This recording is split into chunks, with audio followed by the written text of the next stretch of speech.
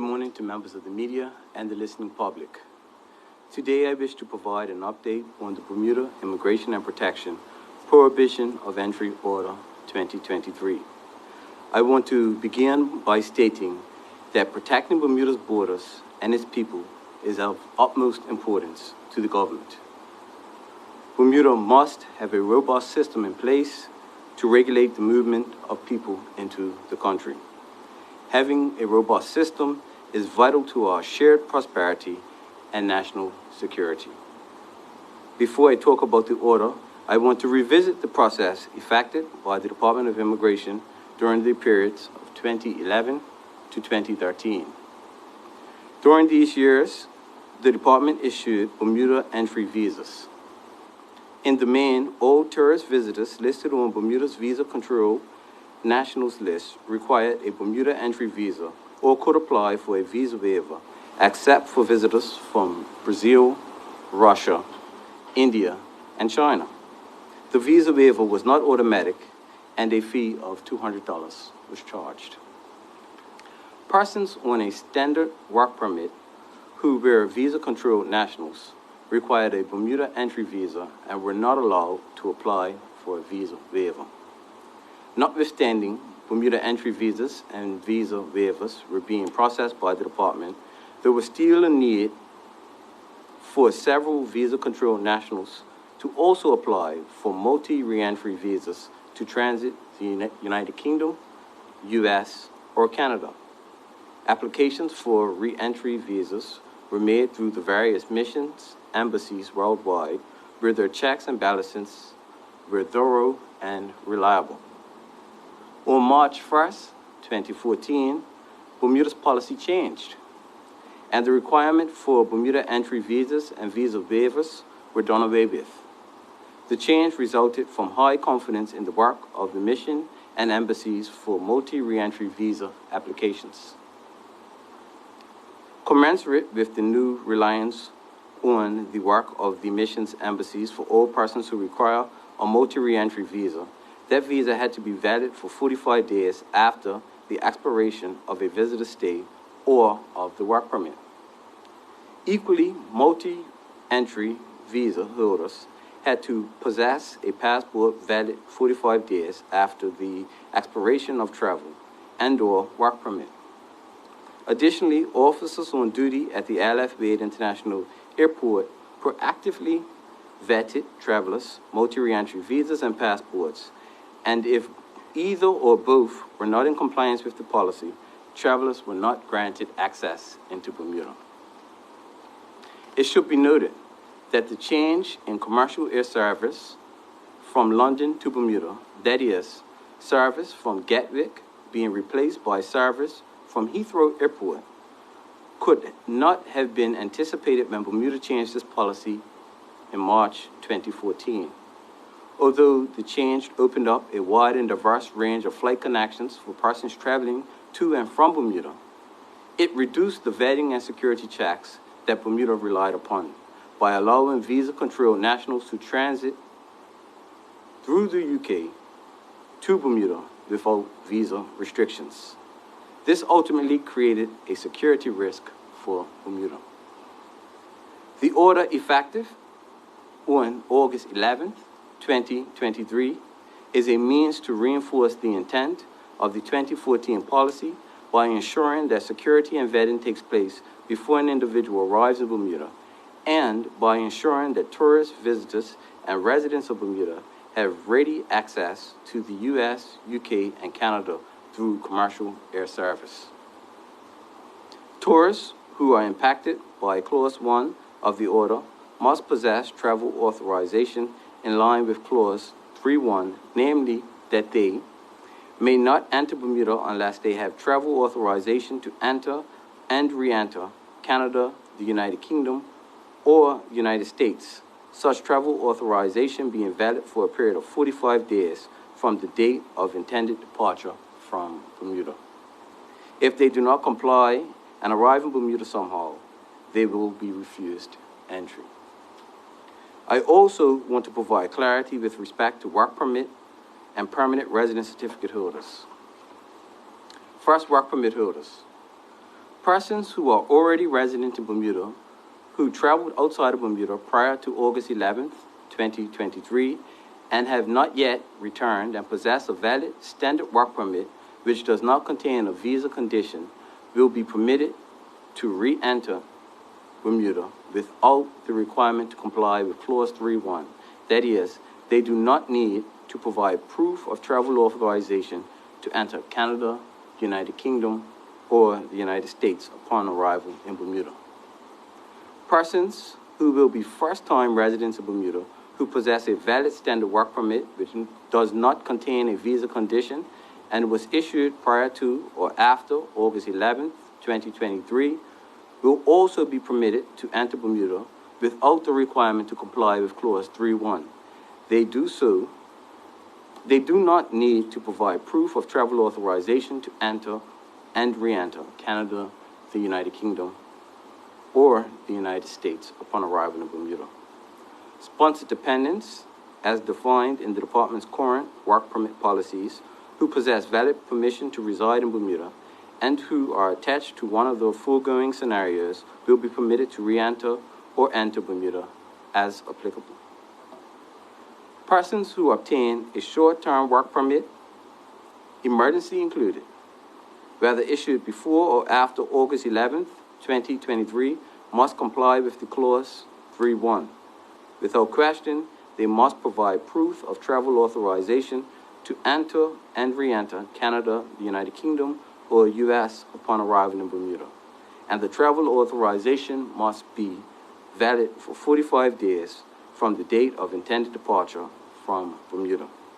If they do not comply, they will be refused entry. Second, permanent residence certificate and residence certificate holders.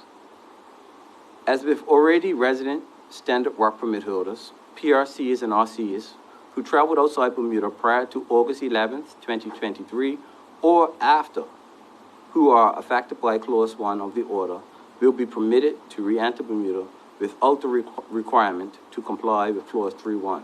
They do not need to provide proof of travel authorization to enter and re-enter Canada, United Kingdom, or United States upon arrival in Bermuda.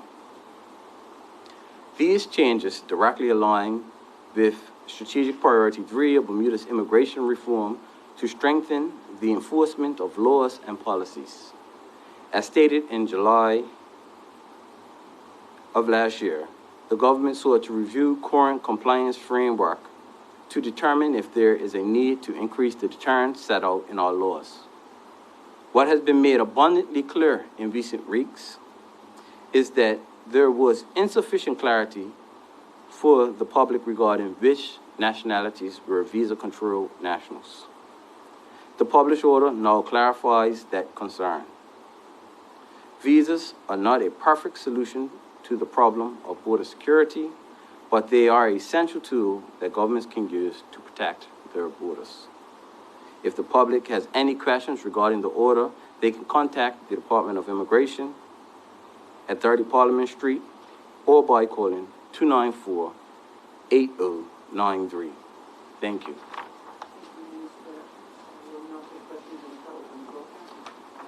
Thank you, Minister. Just to clarify, was this change with regard to visas prompted by the change in airport in the UK? The change in airport in the UK did create a risk, but there were other scenarios also that created a risk. For example, Bermuda relied upon vetting for the United States, Canada, and the UK to maintain our vetting for our border policy.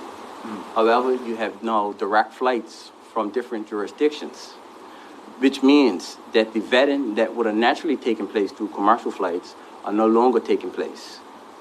So you're talking about, is this referring to some new charter flights? No, it's not new charter flights. So you also had private jets that were utilizing, traveling from certain destinations to Bermuda. That created a risk. Then when we had queries regarding the clarity of who was on the visa control list, even by the media, they were asking, were certain nationals on the visa control list, it wasn't clear to the public. The only way we can make it clear to the public is to publish a list so that everybody is abundantly clear who falls in those categories. But yes, when the airports changed from Gatwick to Heathrow, Heathrow then allowed persons, visa-controlled nationals, to transit through Heathrow without a visa. So those persons were not permitted to enter the UK, but they were allowed to transit through the airport airside and enter into Bermuda. And just taking it from the point of view of tourists, PRCs, etc., how will this be more laborious or costly for people travelling, or is it quite a simple process? It's quite in alignment with the intent of the policy that was put in place in 2014. We were asking individuals to secure the requisite travel documentation through the United States, Canada, or the UK to enter Bermuda's territories. As it pertains to work permit holders, PRC holders, we're satisfied that we do a sufficient level of vetting when we approve those applications and do the necessary police checks for those individuals to be given special permission. And just to clarify, will this or will this not cost any more to the traveller, be there PRC, be there work permit holder, be there tourist? Will it cost any more to the traveller to do this? No. My final question was, you said PRC holders before the date need not apply? Before or after? Before PRC holders, correct. This does not apply to. Correct. That's all. Thank you. That's all I asked now.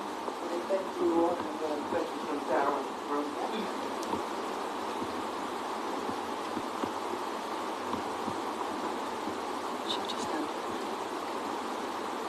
Morning.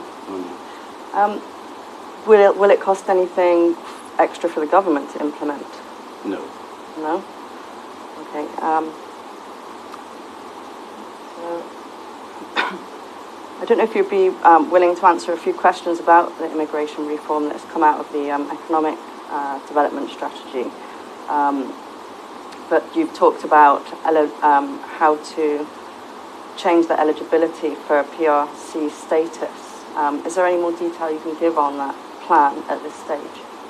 Not at this stage. I would say that it is an action item in the economic development strategy, and as a result of that, we will develop a policy that we will put out to the public as pertains to what the government intends to do in that particular area. Are there any considerations you might be able to share that are being talked about at the moment? Not that have been decided on. So I can tell you what we've received from consultation with the public and various stakeholders is that the 20-year provision falls outside of what they will consider to be an effective range to be able to ensure that they secure the labor that they require. And so because we live in a global environment, employees have a decision whether or not they're going to work and be domiciled in Bermuda or other jurisdictions. One of the main factors they consider is their future life in that jurisdiction, whether or not they can get some sort of permanent residency. If you look at Bermuda's permanent residency requirements, I've stated this in the past, and I'm comfortable stating it now. Our 20-year provision is extremely conservative and falls outside of the provisions that other jurisdictions have, and so we'll be reviewing that. So reviewing it to possibly reduce it?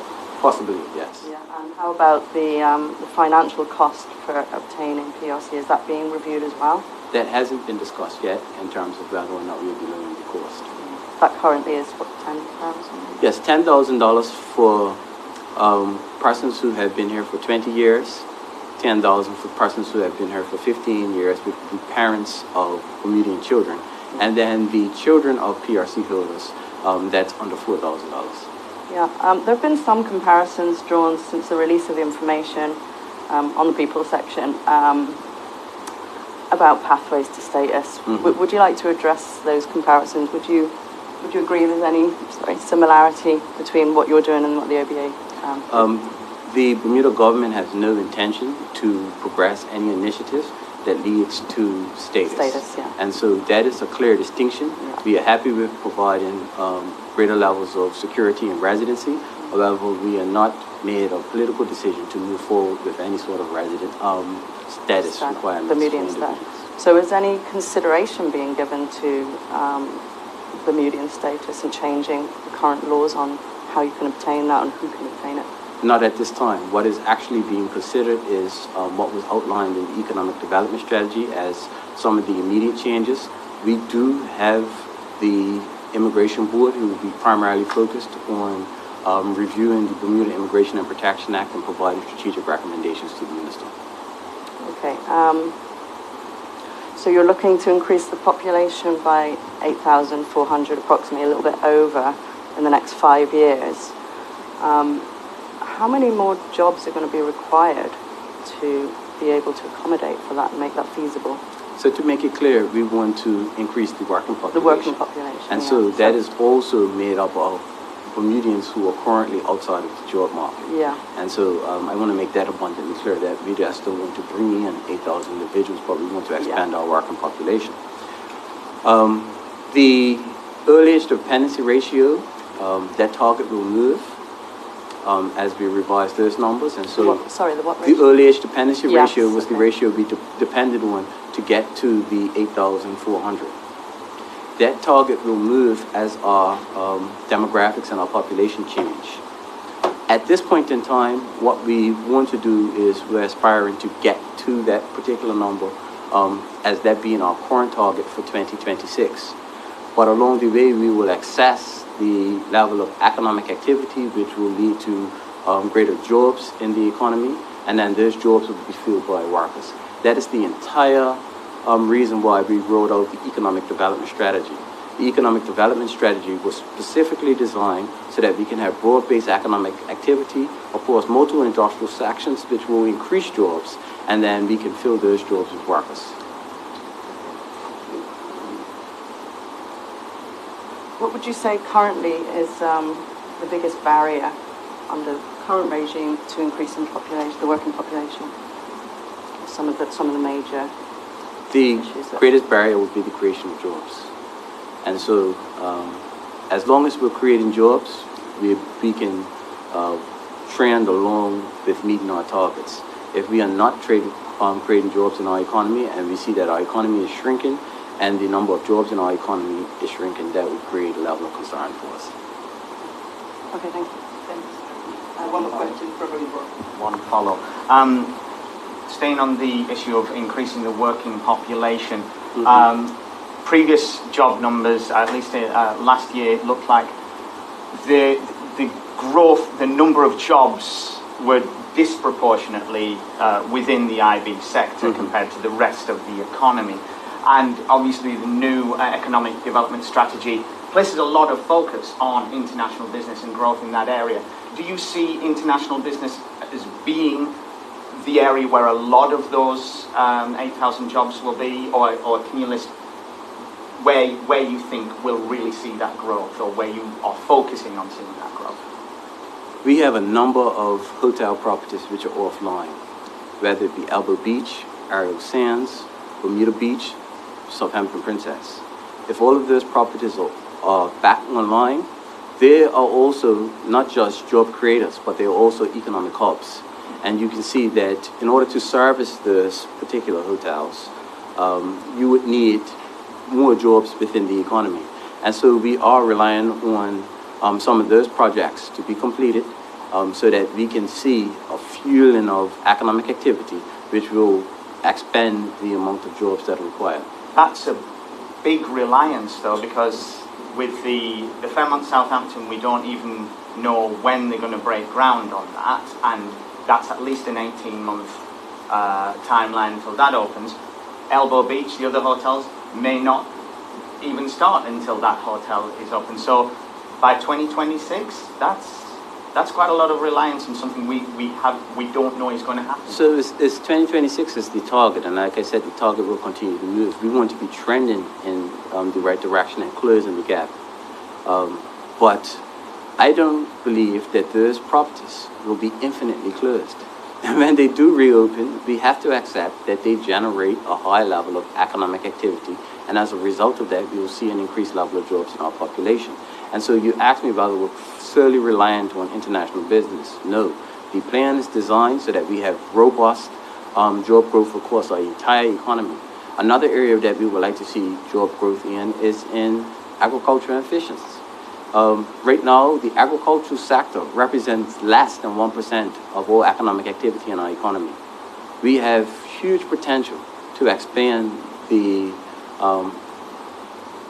local production of food in our economy, and as a result, create greater levels of jobs. Thank you, Minister.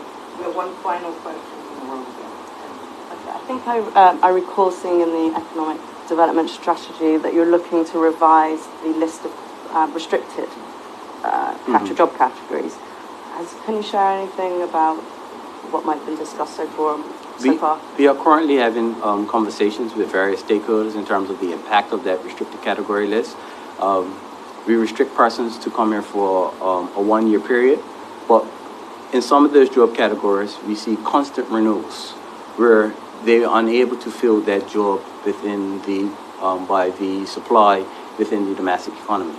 Areas like that, then we'll look at the data and then determine whether or not that's an area that remains restricted, or we allow those workers to have longer term permits rather than just 1 year.